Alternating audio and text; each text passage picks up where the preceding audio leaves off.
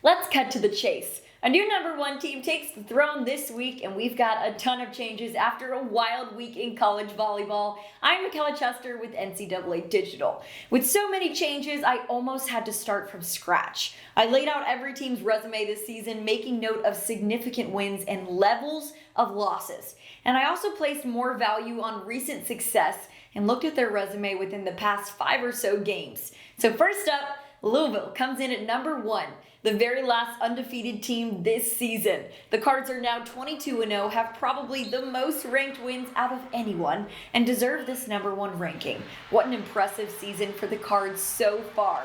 At #2, the Longhorns drop a spot after a split weekend with Baylor. On Friday night, though, they absolutely looked like a national championship caliber team, firing on all cylinders. They hit an impressive 405 on the match with 10 service aces. Yes, 10.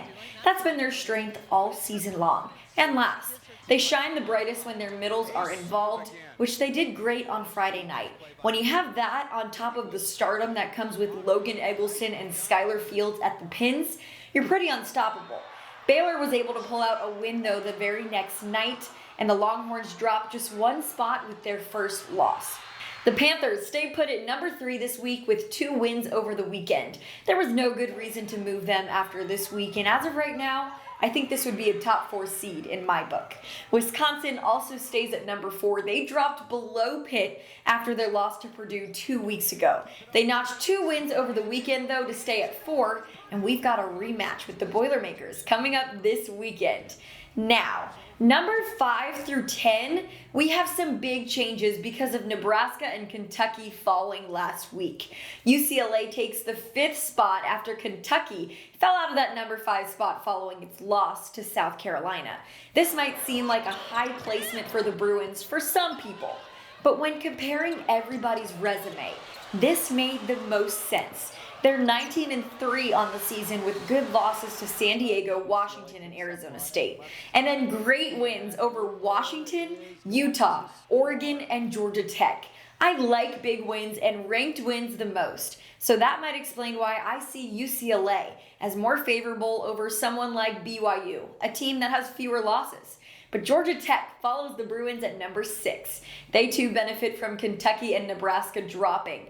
I like their resume as well, with good losses to UCLA, Louisville, the #1 team, and Notre Dame. They're 21-3, and then they have Pitt, the #3 team in the nation, and Penn State in the win column.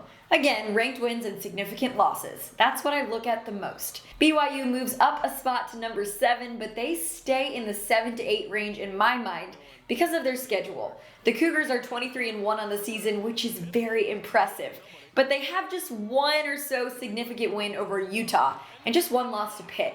That's a good loss, but the one win over Utah, although a very good win, wasn't enough for me to justify putting them ahead of Georgia Tech and UCLA. At #8, Baylor. The Bears played a tough non-conference schedule. They've got a super high RPI, and now they've got a win over Texas. Yassiata Presley was phenomenal in the Saturday night win with 24 kills. 4 of those came in the 4th winning set. This was a big statement for this team ahead of selections. Kentucky drops to #9 after falling to South Carolina. That marks the Wildcats' 4th loss on the season, with their other losses coming to Creighton, Wisconsin, and Louisville. They pushed Louisville to 5, though, which to me is even more impressive than their 2 good wins over Stanford and Tennessee.